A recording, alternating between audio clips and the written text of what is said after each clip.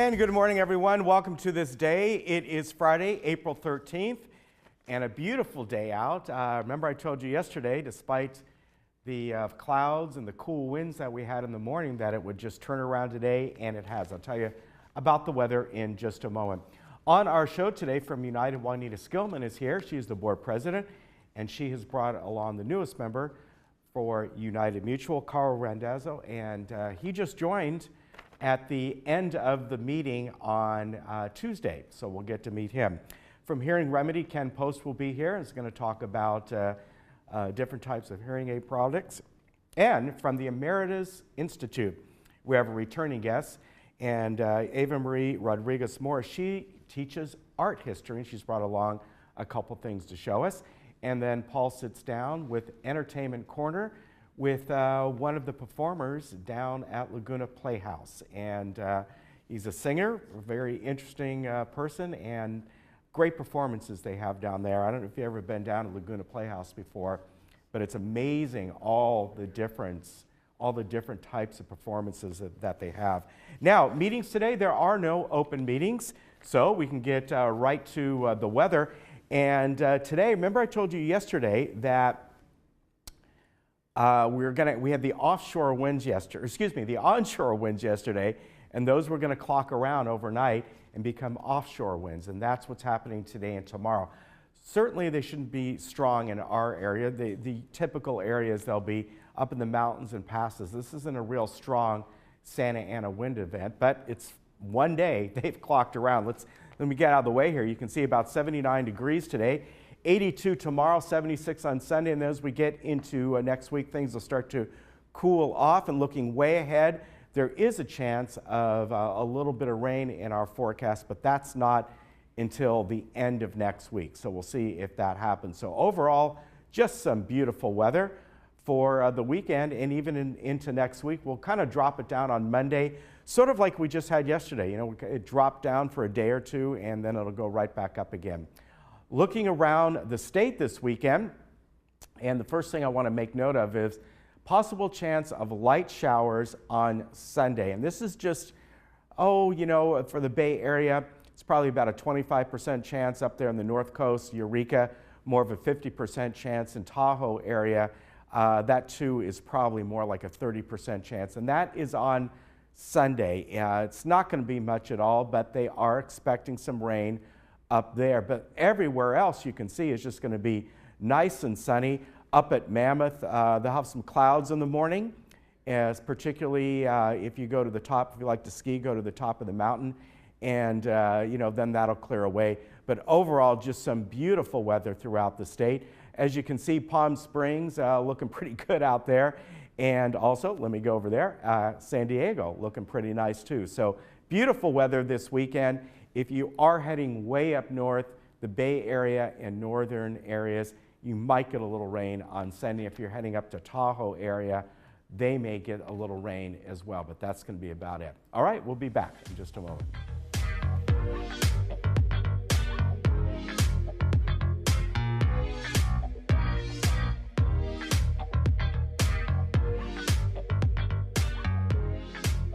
Hi, it's Desiree from Irvine Subaru, where families come first. As a family-ran dealership, your family's safety is our #1 priority. Come in and find the perfect Subaru from the largest selection of Subarus in Orange County. All models are top safety picks by the Insurance Institute of Highway Safety.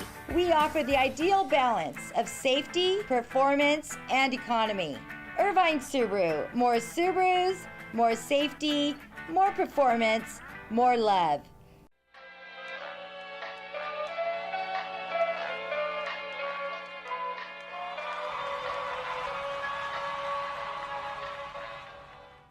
And welcome back. With me right now from the United Board, we have the board president, Juanita Skillman, and she has brought along the newest member of the United Board. His name is Carl Randazzo. Did I pronounce that right? Correct. Nice to meet you, sir. Hi. Welcome. Thank you. Thank you. We had a fairly short business meeting because we did have the selection at that meeting, which took a little bit of time. But there were just a couple things that went on at the business meeting that I'd like to talk about. We did pass the two things that were up for final decision. As I've mentioned before, we have first reading and it goes out for comment, and then the second reading. So that was a resolution on closets and interior partition walls, as we're always updating our alteration manual. And the other was a policy on the application for co-occupants, and that also passed. So the Civil Code has been satisfied. In new business, the first thing was a resolution for a resale deposit policy. And there was a staff report that went with it, and it seems like people read the staff report and not the resolution. So I want to correct, in yesterday's Globe, it says a resolution to introduce a resale correction policy that would establish an 18-month time requirement for new members to complete corrections. That's what we're correcting. It now says 18 months. The new policy does not. We're not going to hold it that long. What we're asking for is that all corrections need to be done by the close of escrow. And if there's something that requires longer time, then they get a variance to do it. But we're really trying to cut that down. Because holding people's money for 18 months and trying to get it all done is just ridiculous. And we had two alteration standard things that were put in, one on soffits, which are dropped ceilings, and another one on the standard part that we put on every alteration, and we're just standardizing that so that we don't have to do it. Now, the other one that had a little discussion was the vacant manor policy. And they sent this back to staff because they wanted it explained a little bit more, and they wanted some more verbiage in the resolution that called it out. A couple of our directors asked, how big a problem is this? We don't have any numbers. We don't know what's going on. So Kurt Wyman got some numbers for us, and at this time we have, that we know of, and there are always ones we don't know of. There are ones we know of 76 vacant units. And the average time that they have been vacant is 3 years. But we have one that's been vacant for 26 years. 26 years. And they keep paying that association due. Do you have any background on that? Or why? Well, we're definitely looking into that one. And the other thing that he's quantified for us is how much money has been paid in association dues that aren't living here. Now, there are lots of reasons. People from foreign countries that come over and then they go back for a while and leave the unit, but not years at a time. We also have heirs who inherit a property and are not qualified to live here, and they just leave it empty and pay the association dues and don't tell us, so that it'll be ready when they do qualify. And that can take years. But it's just not fair to the neighbors. It's not fair to the community, especially when there's nobody taking care of it. And we've had problems with insects and vermin, and we've had problems with plumbing, et cetera, because if you don't flush those toilets and run that water every 3 or 4 months, it makes a big difference. And when you're all connected, it can make a really big difference. I'm just astounded that one is 26 years. That's right. And who's paying that? Well, unless it's out on an estate, that's just automatic payments. That's exactly right. That's the one that we just took care of, which was 10 years. And it was being paid on an easy pay. Yeah, he passed away, and it was on an easy pay out of the bank. And the bank just kept paying the assessments every month. And we didn't know that the person had died. And because we don't get death certificates unless people bring them in. We really ask people when a member dies, let us know. But we otherwise can't know. We don't check the death certificates everywhere. So anyway, that will come back on our May meeting with the language that we updated that. So that would be hopefully passed at our April meeting, because we really need to take care of that problem. So then we got to the election to fill the vacancy of Director Steve Leonard, who's gone on to bigger and better things. and we will definitely miss him. But we luckily had 5 candidates that came forth for this, and one of them did not deign to come to the meeting and give his statement, but had still filled out all his paperwork. And so we had 4 who gave their introductions. And then, very different, we had a tie vote between 2 of them. That's right. Diane Casey and Carl. And so we had to re-vote. And when we re-vote, Carl came out on top. So I'd like to introduce Carl Randazzo and let him tell you a little bit about his background and what he brings to our board, Well, which is welcome. a lot. Welcome. I want to thank you for giving me this opportunity, okay? At this particular point in time, I decided to go and run for the board, okay, and because of the fact that I felt that I had my experience, okay, lends itself to possibly helping out with the community. I mean, my intent is to help out with the community, okay? This is not going to be a star in my, you know, in my Walk of Fame or what have you, okay? But the thing right now is, okay, I bring the fact that I've had 40 years of oil, gas, and chemical engineering and project management behind me, okay? Oh. And been to various different states and stuff where my wife and I raised 2 kids and what have you, and worked for architect engineering firms, okay? Before that, I spent 6 years in the nuclear submarine Navy, okay? And brought that with me also. So I have a very methodical and logical mind being an engineer, but I also am a team person because of the fact that in my time periods in the Navy as a team player on a submarine and also a team player as part of being engineering and management on these projects, okay? It definitely gives me that concept of teamwork is the only way you get things done, okay? If you're an egocentric type of individual, then it's very nice, okay, but you're never going to get anything done. And on a board, okay, a team where you can collaborate with others is where it basically comes into being. So Carl, how long have you lived here in the village? 2 years. And prior to that, where it sounds like you've probably moved around a lot. We lived 22 years in Houston, okay, and then for a time in Alabama, for a time in Massachusetts, but we are originally from, both my wife and I are originally from New York City.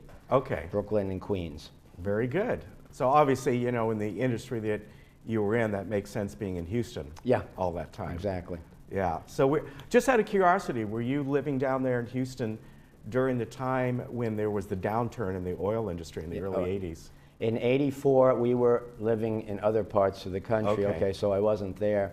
That was just an interesting time. Yeah, exactly. It was an interesting time, and I had friends of mine who lived during that time period, okay, and there were layoffs and what have you, okay.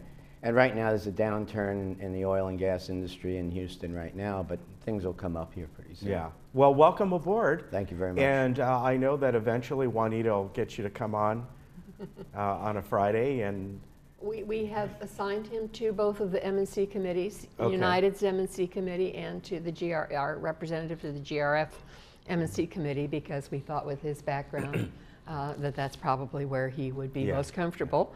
But of course, he'll learn all the other different things. And I want to say, of the other candidates who we so appreciated, and we hope that they will continue and run in the fall when we're going to have 4 seats available on our board. And so we are asking them to serve as member advisors on some of our different committees so that they will get more experience with United and know us and we can know them better. So we look forward very much to working with Carl.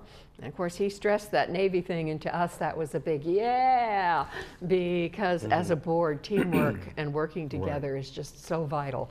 And I can't think of anything being cooped, 140? 140 people were on my boat, yes. Right, on his nuclear sub, and I thought, living and working with them, you've got to be a team player. yes, you do. So I think that will work very well. All right. Something else you'd like to add? No.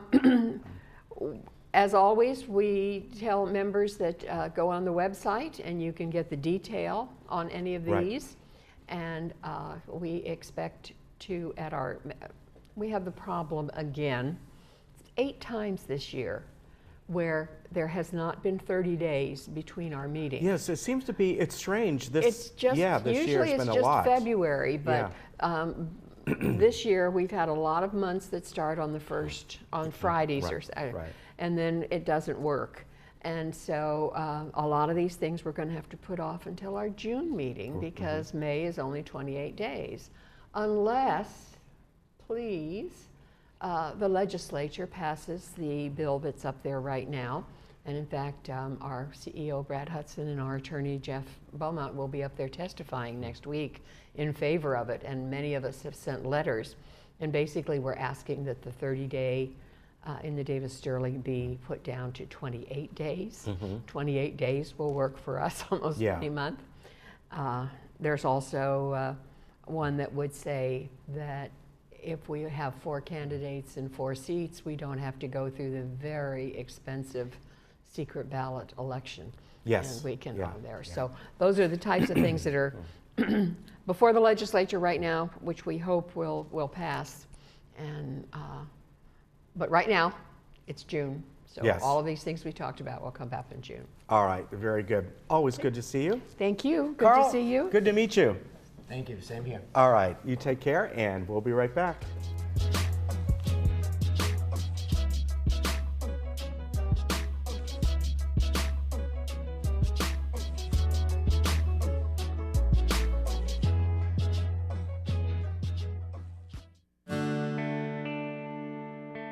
Managing your own medication can be stressful.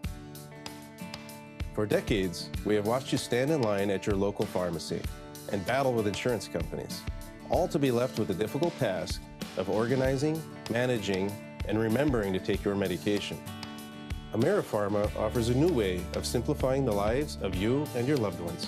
In previous years, I didn't require any prescriptions, but now I have to take about 7 or 8 due to various conditions.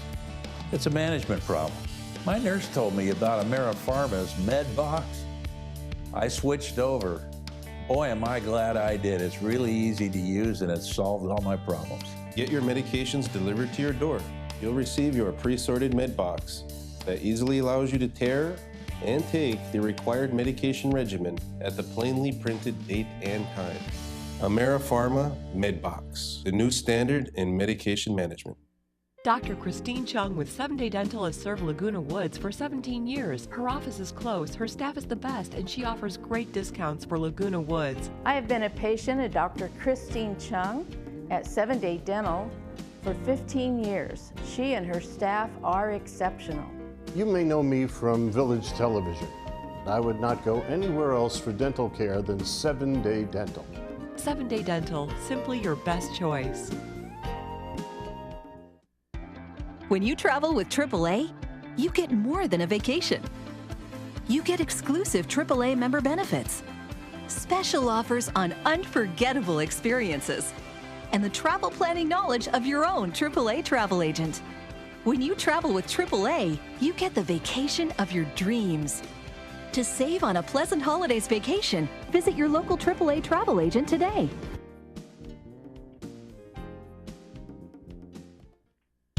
Did you know that we are living longer, healthier lives than ever before? And did you know that social interaction, brain stimulation, and exercise improve your quality of life? Did you know the Saddleback College Emeritus Institute offers 200 tuition-free classes to older adults in South Orange County? With over 30-plus locations between Lake Forest and San Clemente, it has never been easier to take advantage of your third active life. Sign up today.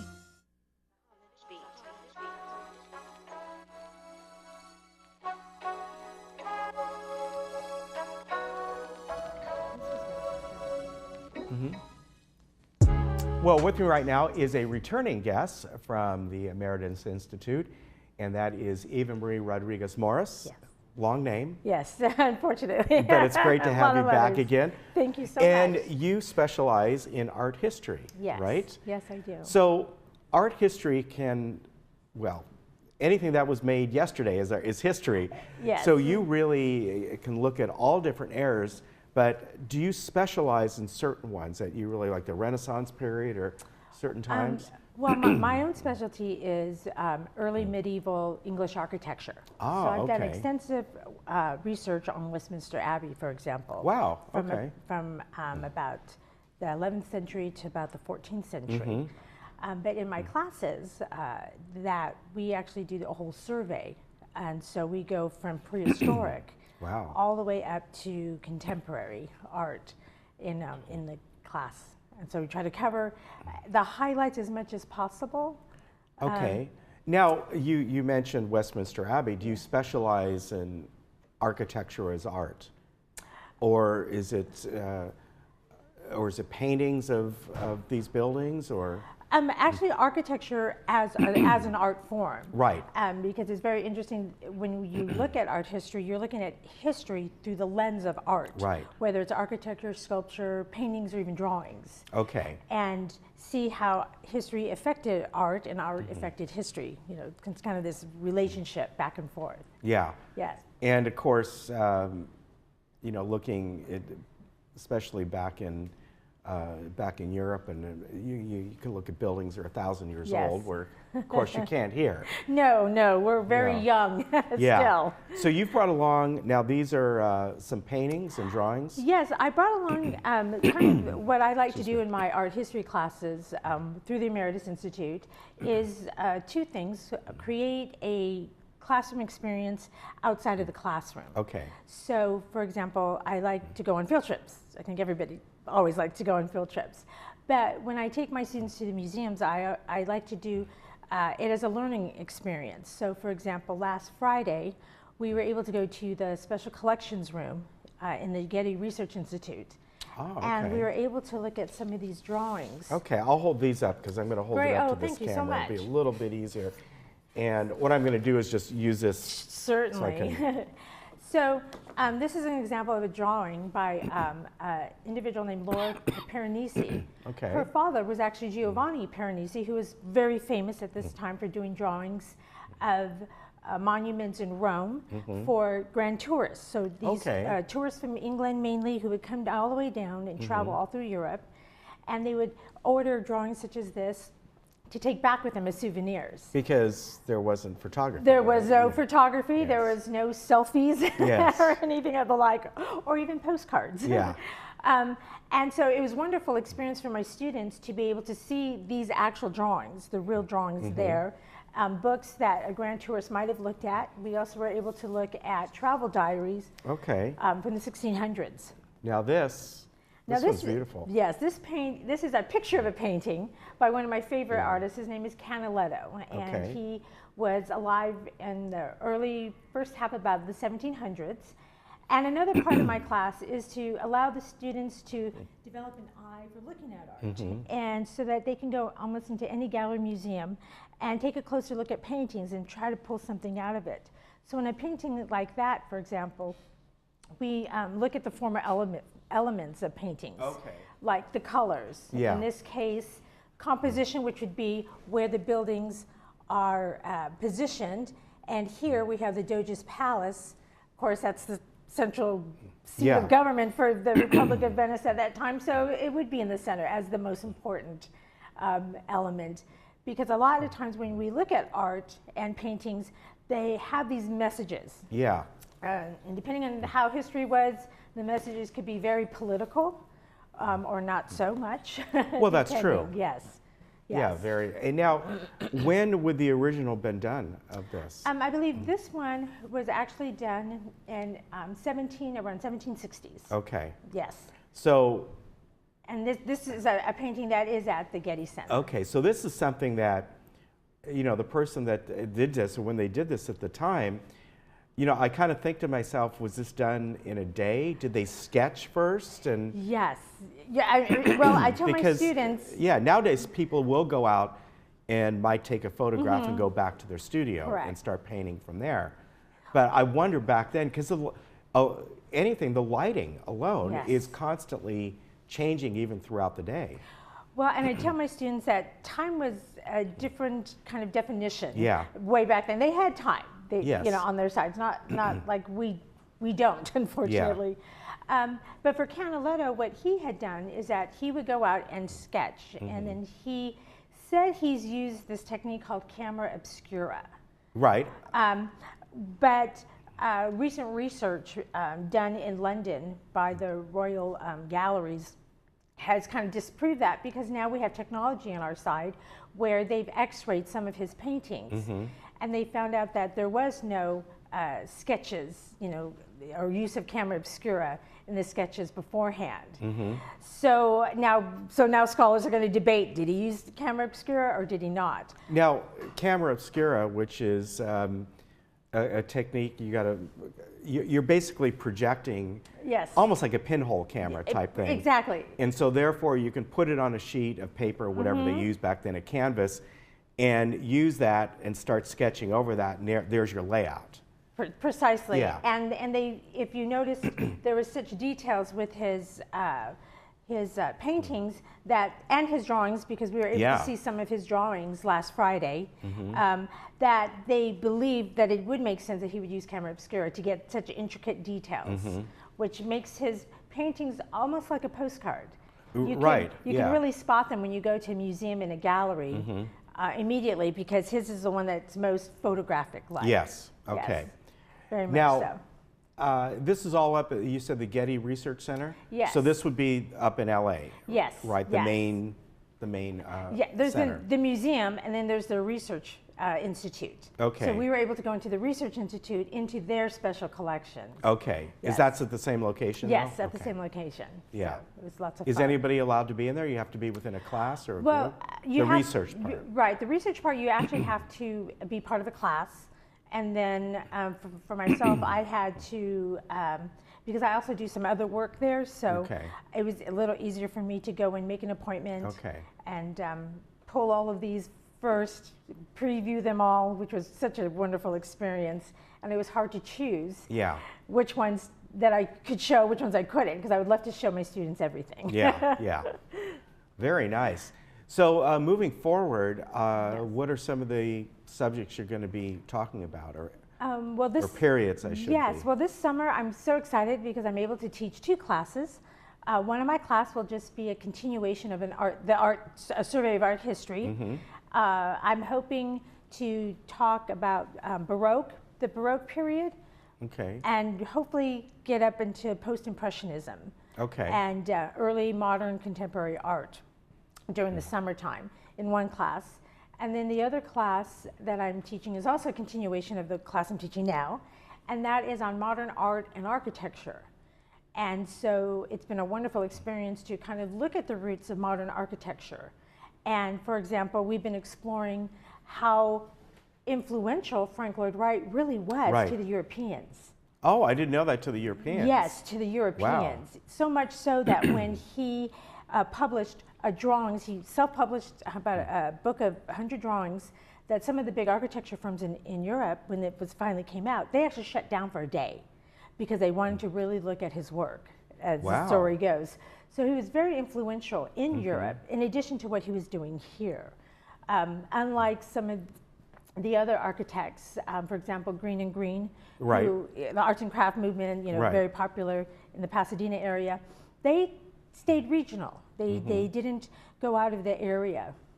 So although them and Frank Lloyd Wright were alive at the same time, they knew each other. I mean, not personally, but they knew of each other.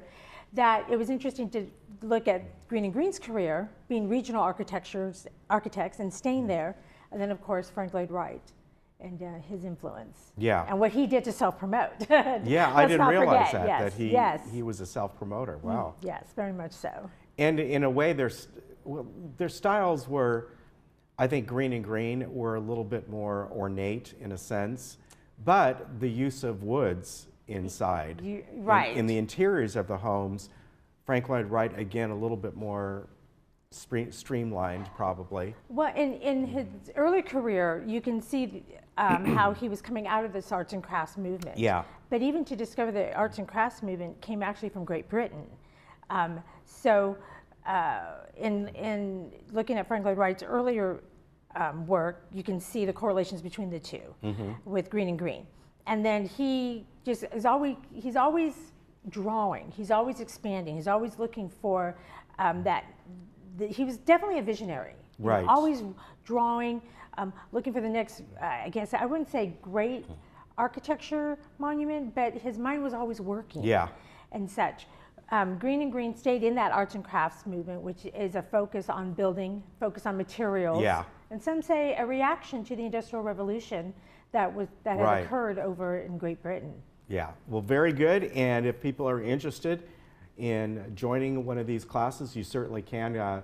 You can go online to saddleback.edu/emeritus and look all those wonderful classes up. There's all kinds that you can take, but this one sounds really interesting. Well, I hope so. All right, good to see you again. Thank you so much for having me. Thank you very much. You take Thank care, you. and we'll be back.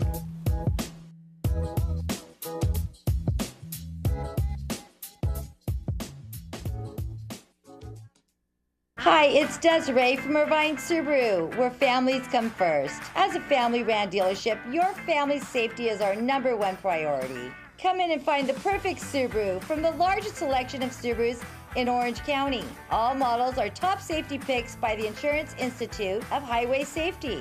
We offer the ideal balance of safety, performance, and economy. Irvine Subaru, more Subarus, more safety, more performance, more love. Every 9 minutes, someone is diagnosed with Parkinson's disease. Join the American Parkinson's Disease Association for the Southern California Optimism Walk on Saturday, April 28th, and help raise funds and awareness that will make a difference. Join us at the beautiful South Coast Botanic Garden for a fantastic day filled with inspiration and hope. Register online or call us for more details. Hi, I'm Sharon. I am so pleased to welcome you to JTV. We're a 24/7 home shopping network focused exclusively on jewelry and gemstones. And because we believe every woman deserves to be lifted up, we love to help her sparkle, keep her informed, and make her smile. Our viewer is passionate about jewelry and gemstones, and we share her passion. Because of that, she keeps coming back, making us one of the top retailers in the United States. We sell extraordinary products at extraordinary prices. Welcome to JTV. Hi, everybody. I'm Sean Thomas. Welcome to Sports Talk. Come join me here every Thursday at 11:30 a.m. for sports highlights, tournament news, and interviews for Laguna Woods residents and around the world. Hey, maybe even Broadway. It's a beautiful day for a ball game. Put it on your calendar. Thursday mornings, a great way to start your day with me and the Sports Talk way. Or even a triple's okay. I'll see you then.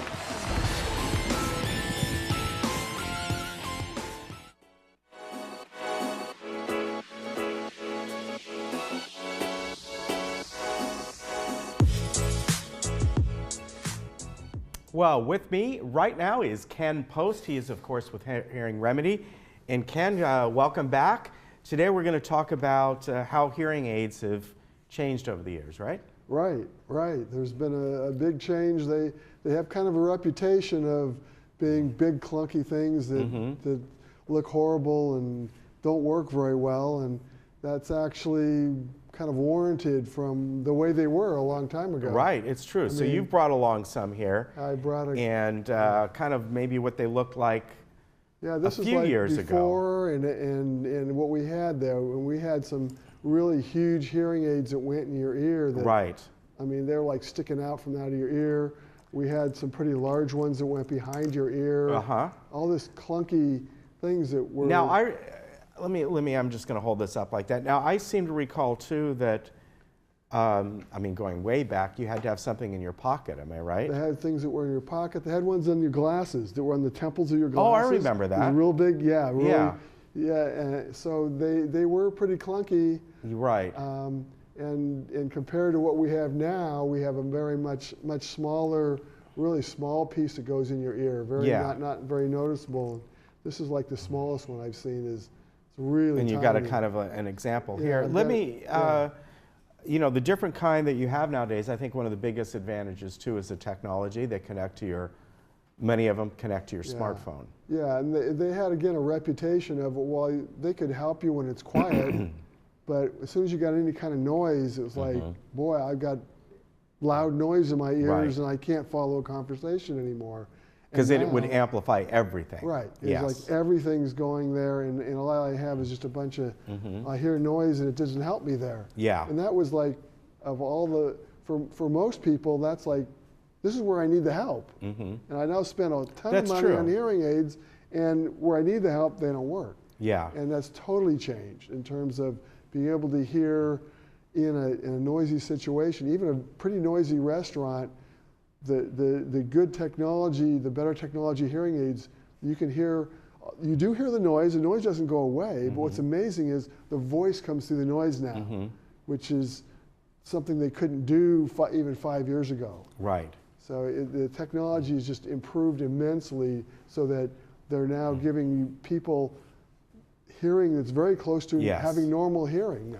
Now, one of the other things that people often talk about is being at home watching TV, right? Right, and that's another thing that's improved significantly. My mom and her previous generation of hearing aids had to turn the closed caption on to watch the TV too. Yes. And then she complained that I can't read the game show little things because of captions. So we've gotten her the next level of hearing aids, which are the top of the line now, and she just doesn't need to have those on. She can follow a conversation right through the TV. Yeah. Because the TV kind of brings its own noises. There's usually music or something else going along with the speech, or maybe other people talking, and so it's bringing its own noise in there. So it makes it a more difficult environment. And now the new hearing aids let you hear without having to do anything special. Now, you know, I mentioned that several of these also work with apps. Yeah. And you can have different settings. And I actually brought an app up. This is an app from, we have different settings, the equalizer setting, and then. Okay, let's, there's, let me hold this up. Nice phone, by the way. Thanks. Yes. But you can see how you can bring this up and adjust things if you want, right? Yeah, and it's probably more, you can turn them up and down. That's probably the simple thing that you can do that maybe some people might do. The techie things, maybe if there's an engineer wearing a hearing aid, they love to have the technology. Yeah. But most people, they just want them to work. And that's another thing about the newer hearing aids is that you don't have to remember, I got to push the button 3 times when I walk in a restaurant. They're automatic. Yes. You walk in a restaurant, they switch to restaurant mode. Yes. Now I can hear in a restaurant again. And that's the amazing thing is just how simple they've gotten. They're just they just work. You just put them on. That's the biggest thing you have to remember. Put them on, they're going to work for you. If it's quiet like it is here, they adjust. If someone's talking really loud, they adjust for you. They're doing these things all automatically, and they're really amazing instruments now. And in some ways, I think there's a lot less. People used to be self-conscious about hearing aids. I think in many cases that has gone away, and part of the reason is so many people who don't even need hearing aids, they're wearing something in their ears anyway because they're wearing a Bluetooth headset or whatever it might be, or they're wearing the earpods that are just hanging down. Yeah. So having something in your ear nowadays is... Yeah, it's not in fact, it's very... It's common for a lot of people. It's common, and now when we're wearing hearing aids, it's really in your ear, and it's not noticeable at all. Right. I can answer the phone right now with the hearing aids, that's one of the things that's actually even better. I mean, when you answer the phone, you put the phone up here, you got all the noise going in this other ear. Now when you answer the phone with your hearing aids, you got the voice going into both ears, and it's very clear, even when it's noisy around you. Yeah, that's true. So there's just a ton of advantages of the newest hearing aids. And there's many different styles and brands and that you folks carry. Right? Yeah. So you kind of tailor what somebody's needs are and go from there. Yeah, we look at your lifestyle and your hearing loss, and we'll recommend the best hearing aids for you so that you can hear in the various situations you actually live in, as opposed to other people. Some people have different lifestyles, they have different needs. Some people do a lot of outdoors. You want to have the hearing aid that doesn't have wind blowing in the microphones that's a good point. and causing Yeah. a roar in your ears. So we have brands that have really good wind resistance. They filter the wind out so that you don't end up with that noise when you're outdoors trying to golf or bike ride or whatever Good you're point. doing. Very good. Well, Ken can help you out in whatever types of hearing aids that you may need, and someone can come by and, you know, they may have never had hearing aids before and want to just sit down with you and just kind of go over if this is something that's going to really benefit them, right? Yeah, we really take the time. We give them a thorough test, and then we talk about lifestyle and where they're having some issues, how we can help them out, and we'll actually try a pair on. Hey, you want to see how these hear? You don't have to pay. We're just going to let you at least hear and see. Oh, that really helps me. Then we know we can move forward. And where are you located? We're right at Lake Forest and Carlotta, right behind Coco's. Okay, very good. So Hearing Remedy, you can find that online as well. And Ken and the other folks over there can help you out. Give them a call and try these out and see what works best for you. A lot of cool tech behind them, right? Right. All right, good to see you, Ken. Good to see you. You take care. We'll be right back. We're going to bring you our Entertainment Corner segment with Paul Ortiz coming up next.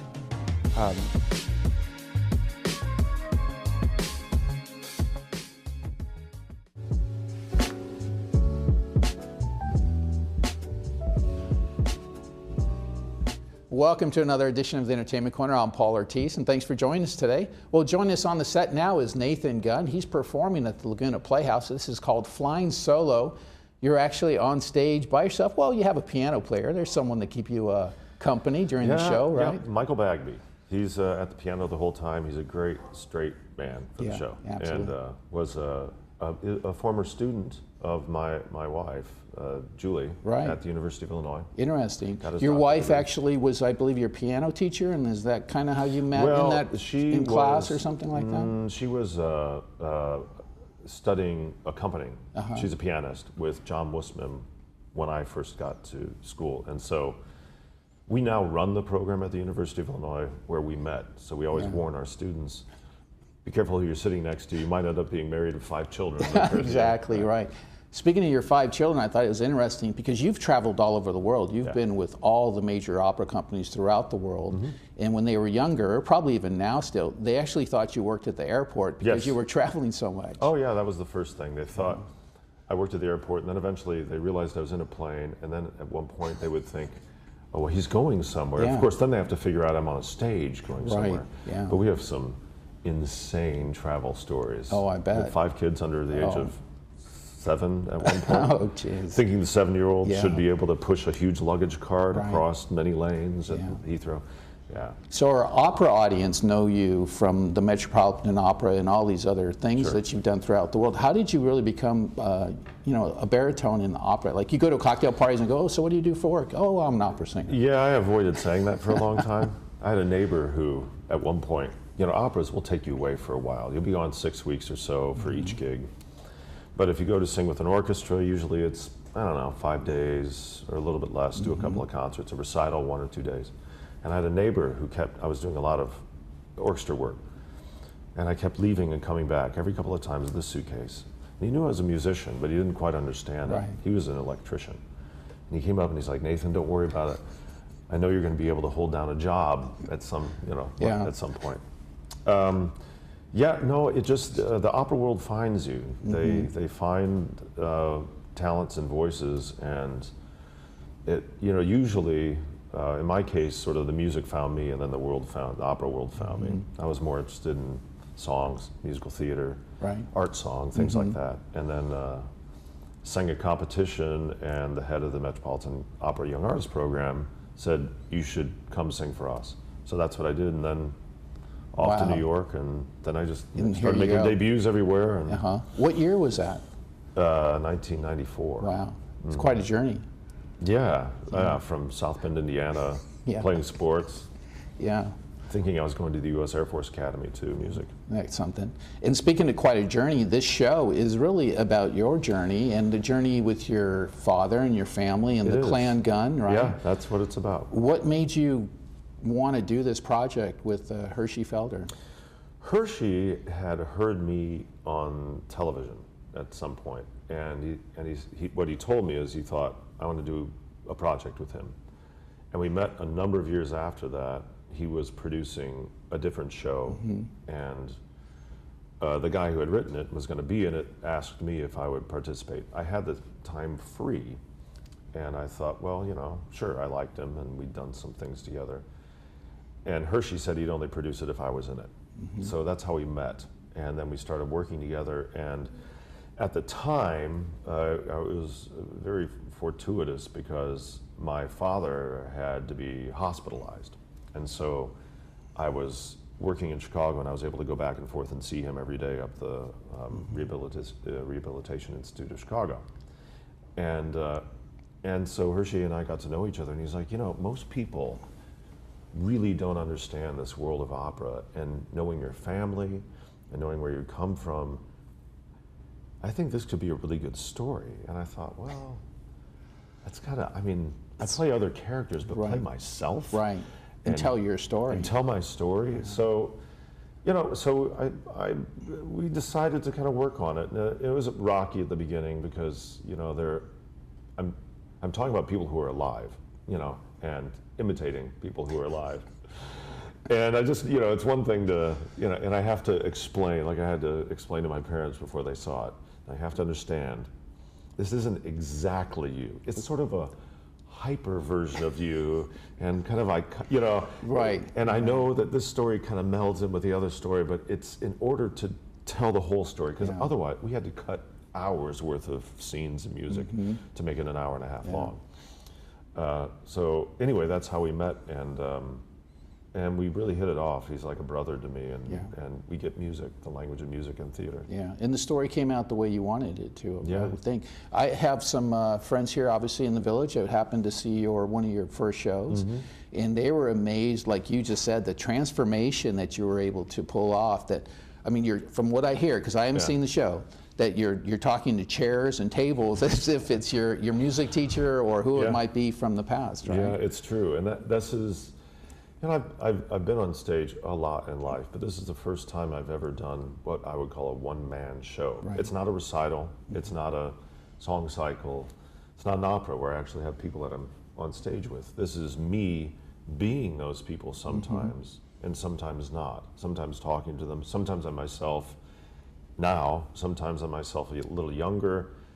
I play a variety of different characters, and it's weird, and but it's a craft that Hershey has helped me sculpt, and I really enjoy it. And as a performer, you're a storyteller no matter what. Yeah. So you're really telling your story once again. Yeah, and fortunately it's my story, so I can.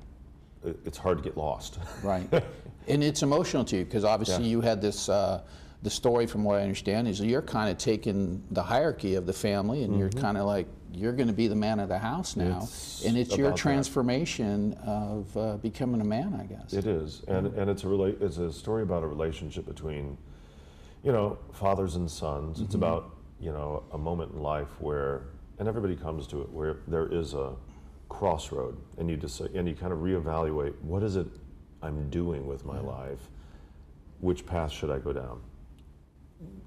And it's about tradition, it's about ceremony, it's about families, definitely, and told with a lot of humor, because and they're all true stories. People are not going to believe some of these things that I tell. But being on stage, because you have worked, like I said, throughout the world, and you're in big houses. Yeah. You know, the Playhouse, I believe, has about 500 seats in there. About, yeah. So is it different because now you see faces in the audience? Does that ever really work with your character?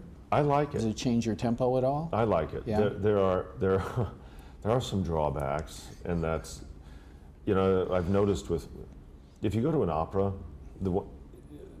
they're really very strict about phones, recording, all of this. Sneezing. And people that go to it are used to that. Yeah. I think theater is a little bit more like going to a movie for some people. Right. So they might come in with their phone still on or flashing their lights around, and They brought some snacks in their purse. Yeah, well, no, they allow people to drink and stuff in there too. That never happens at the opera. But I'm learning how to ignore that, and I think audience members are pretty used to ignoring it. But I'm learning how to do that. The weird thing is in an opera, I think the conductor from where I'm standing on stage would be almost 2/3 away from me, and then after him starts all of the singer or all the audience, the first rows, right? And that's odd, but I like it. Yeah, I like to be able to see people and talk to them and hear the reactions, feel the reactions, and really, to me, these huge opera houses, 4,000 seats, it was never meant to be that way. Yeah. It's too big. You want to feel the audience. Yeah. Yeah. And they need to see you. Absolutely. Here you get to see everything. Well, in your show, what's your favorite character? Or which one do you like performing? I would say the scene with my grandpa McKibben. People just have no idea where that scene is going, but it is the God's honest truth. Right. And it's a bit Scottish, so when I was wondering, it's like the Simpsons character, Willie McDougall, the groundskeeper, the guy always has his shirt off, he's doing the Scottish McKibben was thing. not quite like that, no, he was way more Midwestern. And then there's my voice teacher, William Miller, who is also a huge character and I could do a whole show about him, an enormous person in my life. My father, I suppose, the trickiest part, they hadn't seen this. They saw it Saturday. They didn't know what it was about. Wow. And Hershey was like, I'm sitting on the other side of the theater. Your mother may hate me after this and all that. They loved it, but there's a generation, I think, a lot of men our age, I think we're roughly the same age, there was our father's generation before could be very distant, particularly with showing emotion. Right.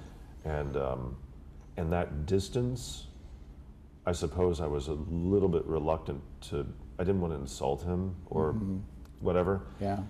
And of course, as Scottish as he is, he's like, well, look, we're not Scottish it's a hobby. You're making money at it. Do what you need to. But I'm becoming more comfortable with actually playing that role the way he was. Yeah. And it's good because I think it's just a different generation. It's not a lack of love. It's just just different. You shake hands when you turn 12 or 13. Right? Exactly.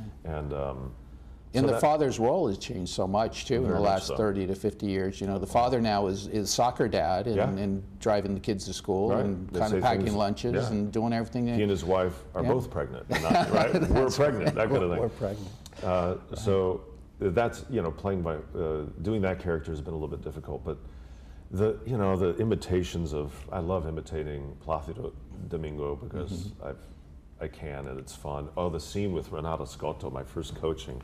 She's an opera diva, tough as nails, about that tall, huge head, and like, and I just tell that, I literally tell the story exactly like it happens, and I imitate her. And people will just not believe the things that they say. It sounds like a terrific show. You're having a great time, obviously. Yeah. Oh, You're going to run until April 22nd, so we have a couple evenings still to watch the show. You actually have a matinee performance too. I do. Matinees on the weekends? Or weekends. Yeah, very good. So this is new for me, 8 shows a week. I'm used to like one show every 3 days or something. So you're at the Laguna Playhouse, your first time there. What do you think of the Playhouse? It's a beautiful location. Oh, it's a great location. Everybody's so kind and supportive. Yeah. We had my son, my 18-year-old boy, was in for Easter, so we went up to, I think it was St. Mary's Episcopal Church out in Laguna. Sure. And then but we had a full, 12 hours of work for tech. And I told Hershey, I promised him a lamb Easter dinner, and he said, well, we'll take care of that.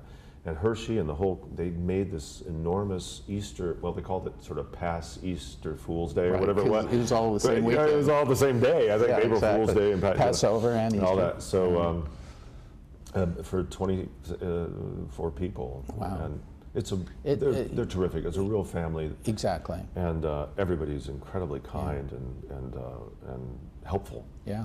So Well- it's a perfect place to start this whole process. Absolutely. Yeah, it's your first time here, and you know, Yeah. obviously you're going to move on to other theaters, hopefully. Oh yeah, we are. And- First time here, first time to try it out, first time to do a solo show, first time to sing a schedule that's a Broadway schedule. A lot of firsts. A lot of firsts for you. Well, Yeah. congratulations. Thank you. Everything I've heard has been, you know, very high marks for you, and Good. your transformation into these characters sound hilarious. So I'm sure a lot of the people are looking forward to seeing the show. It's a lot of fun. I hope everybody Absolutely. enjoys it. Well, be sure and go out to Laguna Playhouse and see this wonderful show. It's Nathan Gunn flying solo, and that's going to be running until April 22nd, and they're going to be over there at the Laguna Playhouse right down the street from us here in Laguna Woods Village. So we'll see you again next time on the Entertainment Corner.